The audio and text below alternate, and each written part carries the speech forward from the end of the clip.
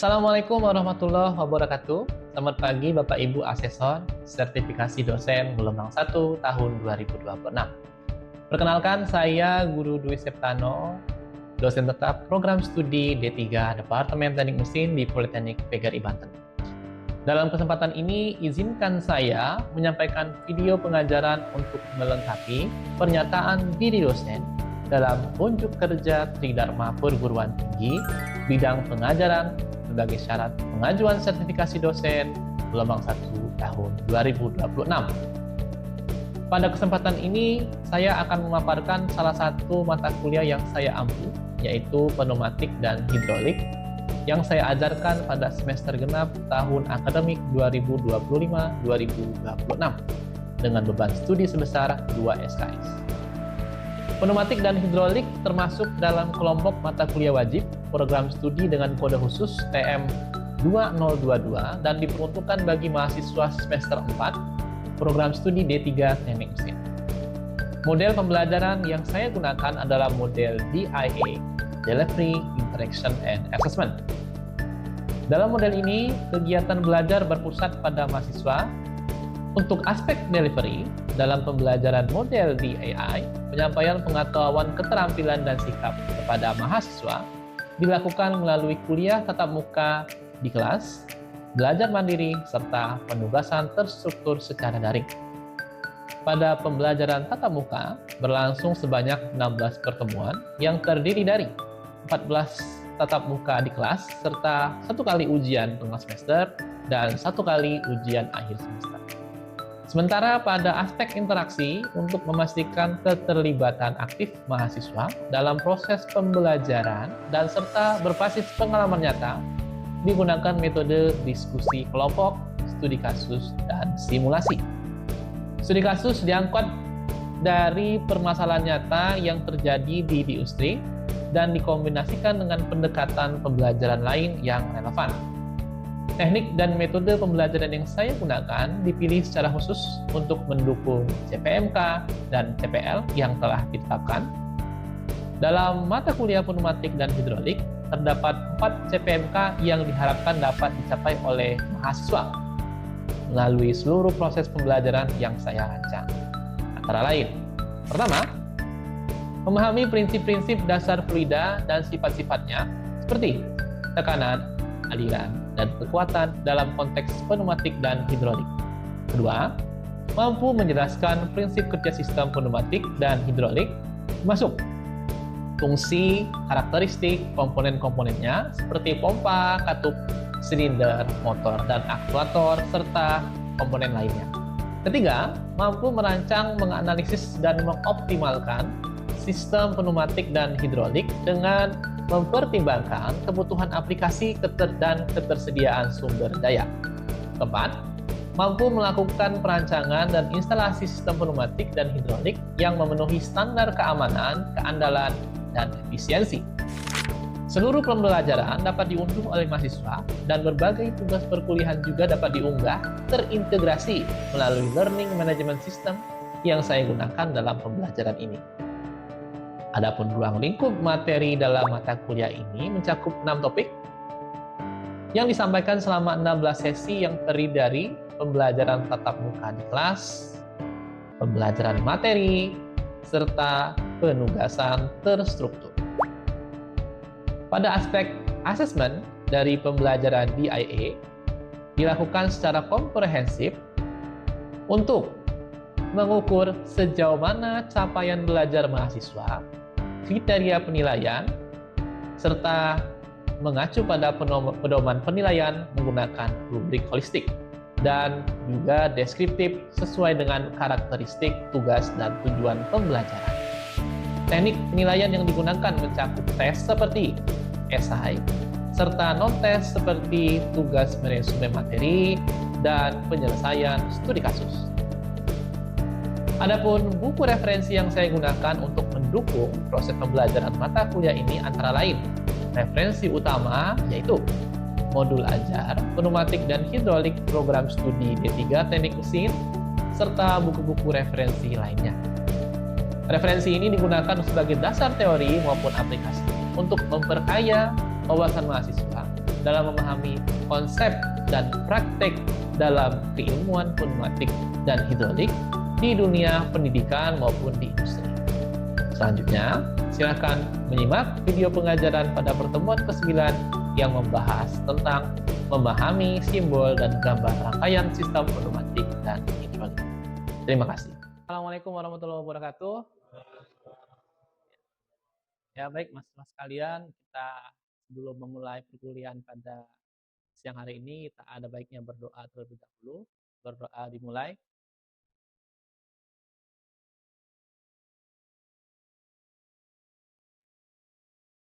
Berdoa selesai. Baik, sebelum kita mulai perkuliahan, kita absensi terlebih dahulu. Ibnu, Inamal, Jody, Rafli, Dwi Al-Aziz, Muhammad hari ini nggak masuk, Ilham, Nazril, Rizky Aditya, Ramadhani, Ridwan, Rizky Putra, Sahrul, Sepdi, Yohanes. Oke, baik ya. Betul nggak ini kompresor? Ini kompresor yang tetap, ya. Ini kaki udara, penyimpan udara bertekanan. Jadi kompresor dia punya limit terkait pressernya. Limitnya itu adalah di kapasitas putaran, misalnya sekian 10.000 megapascal misalnya. Tapi bagaimana caranya menaikkan pressure dari si kompresor itu adalah dengan memainkan si tangki udaranya. Karena kalau pressure itu dia bisa menyimpan tekanan udara yang lebih besar, kan? Sehingga suplainya juga bisa lebih lancar ke sistemnya, ya. Jadi nanti pada saat kalian mau membuat sistem pneumatik, ya, kompresor dan pressure ini sebenarnya adalah hal penting dalam pembuatan diagram cascade-nya itu, ya. Penting nggak kemarin dari situ kan? Yang penting perahu. Kita. Kemudian filter ini juga, ini pemisah air juga jadi faktor yang utama. Karena kita membuat sistemnya itu ideal, maka kita nggak bikin. Kita hanya buat ada udara, ada dulu, ya. Ini kan masuk udara. Ya. Paham ya simbol ini? Jangan nggak paham ini karena dalam prinsip itu juga ada. Kemudian ada ini, nah ini juga pengaruh fungsi ya, fungsi ya. Baru sudah kita pelajari juga kan? Ya. Di sana nih, kantornya fungsi atau, berarti dia salah satu atau dua lubang masuk bertekanan. Berarti kesannya nih tombol yang A dipencet, tombol yang B juga dipencet, kan dia nyala. Tombol A dipencet, misalnya tombol A yang dipencet, tombol B enggak, tombol B yang dipencet, tombol A enggak, dia nyala. Pokoknya semua tombol itu dia berfungsi, ya. Kemudian ini ada yang model exhaust, jadi ketika ditekan satu, sistemnya dia ngebuang, ya. Kalau ini kan dia nggak ngebuang nih, ya. Kalau ini dia nggak ngebuang, ini dia langsung masuk sistem saja. Kalau yang ini dia ngebuang nih, ya. Kemudian ini dan ini berarti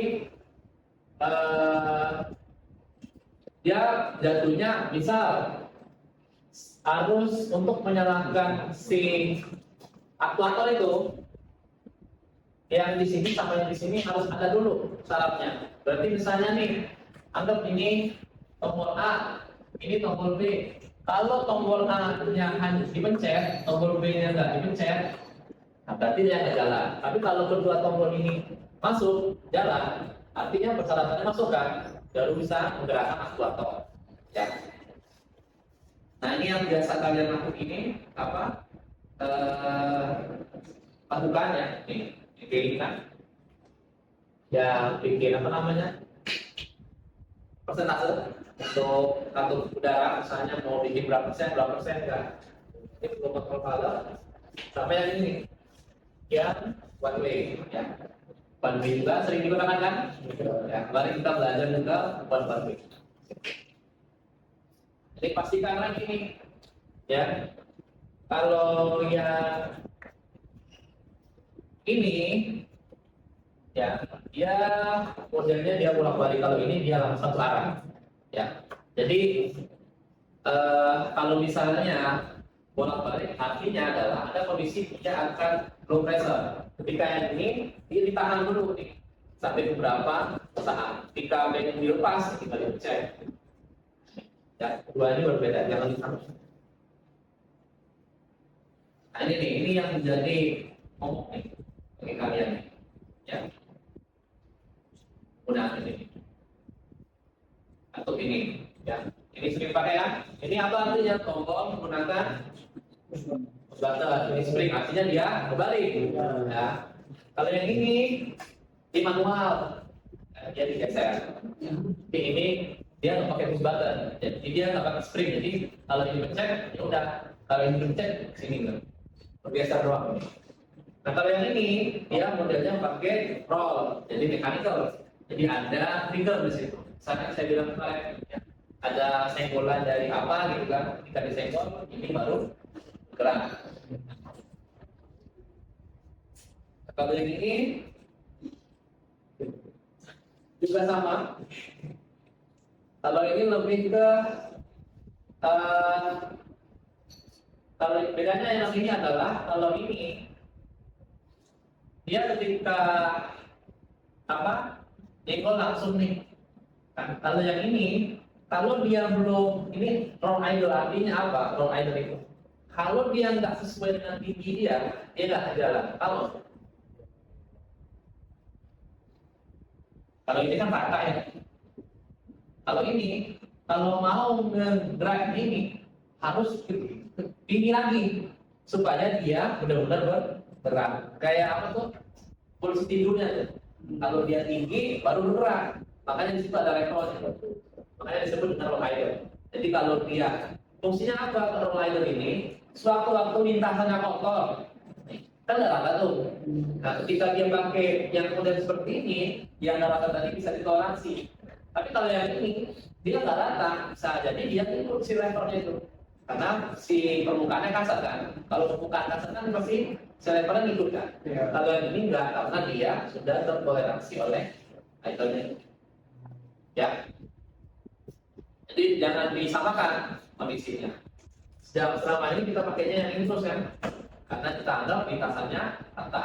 Yang dia pakai model ini jarak betul. Ada A0, ada A1, ya. Nah kalau yang ini dia manual pakai kunci, ya. Kunci ini dia balik lagi dengan pegas. Nah kalau yang ini biasa pakai udara. Jadi kalau misalnya udara masuk baru dia bergerak.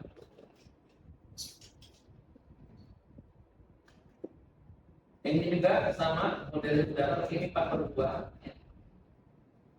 Kayak udara juga. Jadi kalau udaranya ada masuk ke sini, yang ini dia baru jalan. Kalau yang ini masuk ke udara. Biasanya ini diiringi dengan pressure regulator tekanannya. Jadi kalau tekanannya sesuai dia baru bisa jalan.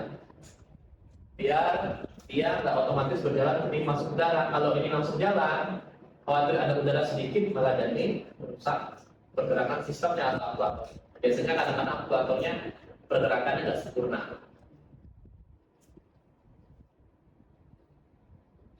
Ya, ini masih banyak, cuman belum.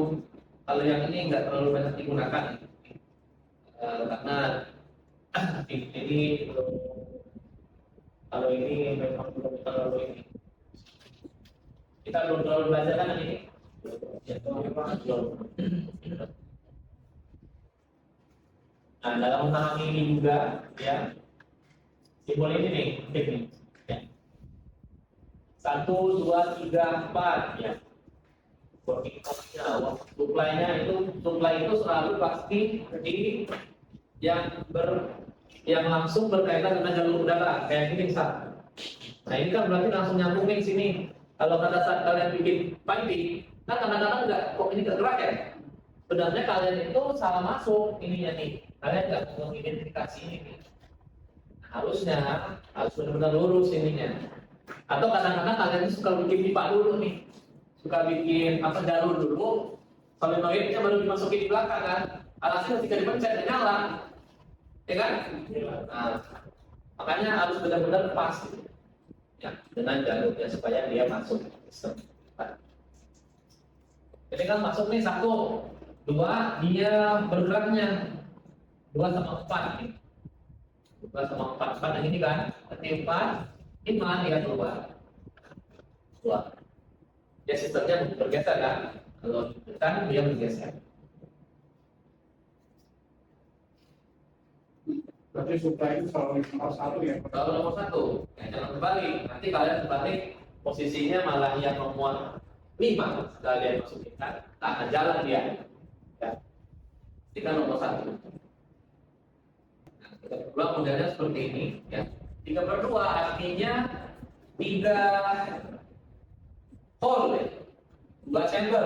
Ya. Ini sering juga digunakan. Nah kalau ini, ya. Kalau kita perhatikan 3/2 ini kan 1 nih, 1, 2, 3 ya.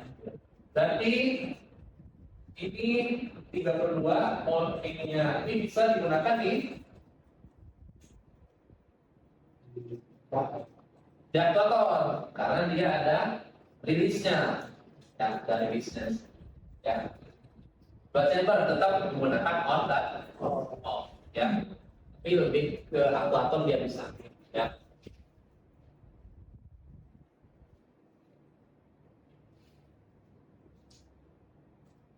Nah ini udah paham ya aktuator ya.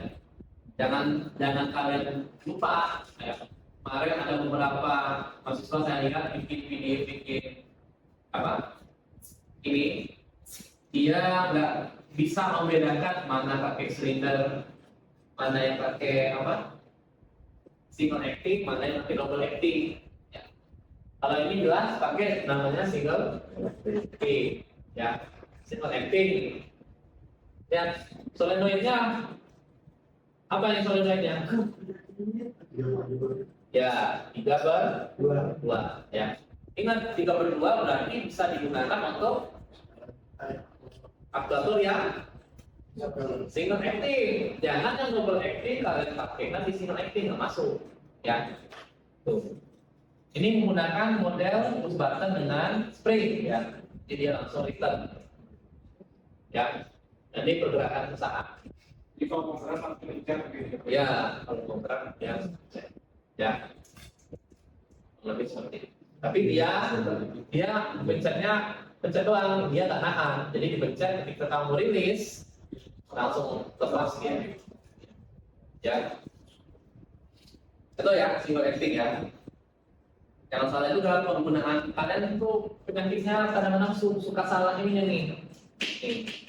Single acting, kemarin saya lihatin kan, ini kok pakai single acting nggak jalan-jalan pak, kok nggak bisa jalan pak, nggak bisa jalan. Ternyata apa solenoidnya itu pakai iya kebalik, yang harusnya buat double acting pakai single acting ya masuk kan. Ya. Nah, kalau ini ya double acting ya double acting. Double acting ini solenoidnya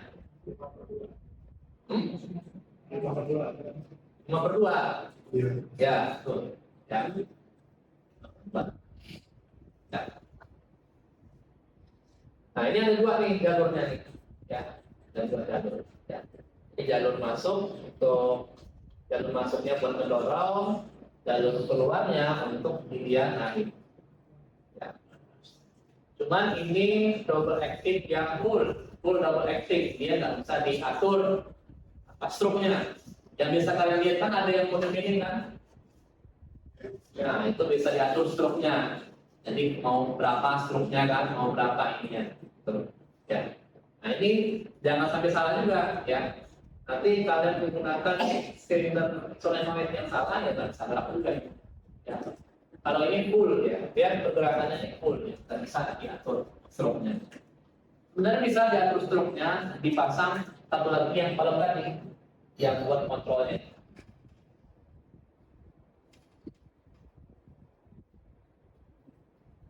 Nah ini ya pemahamannya, kalau buat sistemnya itu, ya suplai angin yang ini, ya, bikin kan, yang di sini, bikin kan yang ini, dibikin ini. Yang kedua signal inputnya, dibikin kan ini. Nah yang ini signal processing ini kita jarang. Ya, waktu di awal-awal kita pakai ini. Waktu itu pernah ada di pelajaran video YouTube yang dia bikin jalur di tengah itu untuk kontrol ini. Nanti kita coba pakai lagi. Nah yang ini outputnya, ya. Nah, ini perintahnya, sama ini aktuator. Ini biasanya pakai, ini dia pakai otomatis. Ini salah satu contohnya, diagramnya, ya. Ini yang ideal. Kalau menurut saya ini yang ideal. Kenapa disebut ideal? Ya, karena kita kita jangan melirik ini ya. Harusnya di sini ada kompresor. Ini anggaplah jalur dia sudah berjalan. Jadi ada filternya. Ya. Dia ada ininya juga. Tadi ada namanya apa? Regulator pressure gauge untuk melihat apa? Tekanan gula darahnya. Baru nanti di sini masuk. Nah, ini saya bilang ya. Sistemnya on off kan ya, on off. Berdua. Kemudian ini masuk lagi ke sini, baru masuk di sistem lagi, baru ini bisa. Nah ini ada nih, ya signal processing. Nah ini apa tadi di gambar itu? Dan atau apa ini? Tuh. Dan apa atau? Baik, cek lagi. Ya, di lambang itu. Nah, berarti ini berarti atau ya, atau kalau dan dia model seperti ini, ya. Maka di sini atau nanti kalau dia atau bisa berjalan semuanya ini. Jadi kalau ini dipencet bisa berjalan, kalau ini dipencet bisa berjalan, kalau ini dipencet bisa berjalan. Ya.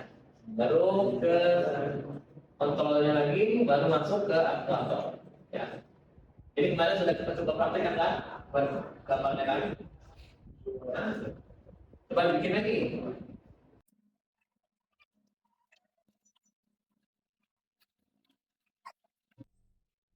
Udah bisa? Belum?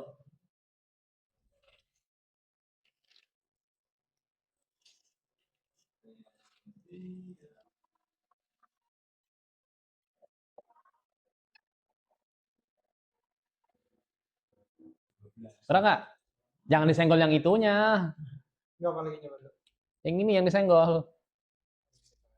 Belum dilem bisa. Hah? Bisa? Kenapa nggak bisanya di mana?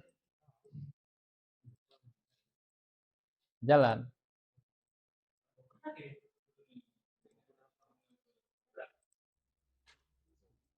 Belum di label kali.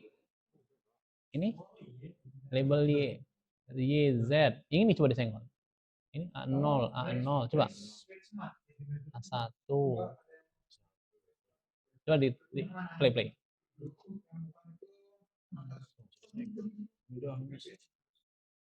Oh nggak bisa ya? Itu bisa?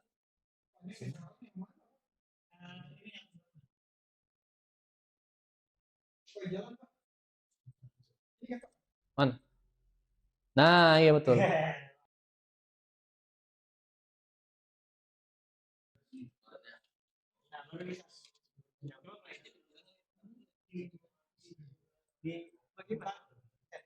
Bagus tuh. Ya. Bisa kalian tuh sebenarnya. Cuman masalahnya kurang rajin doang.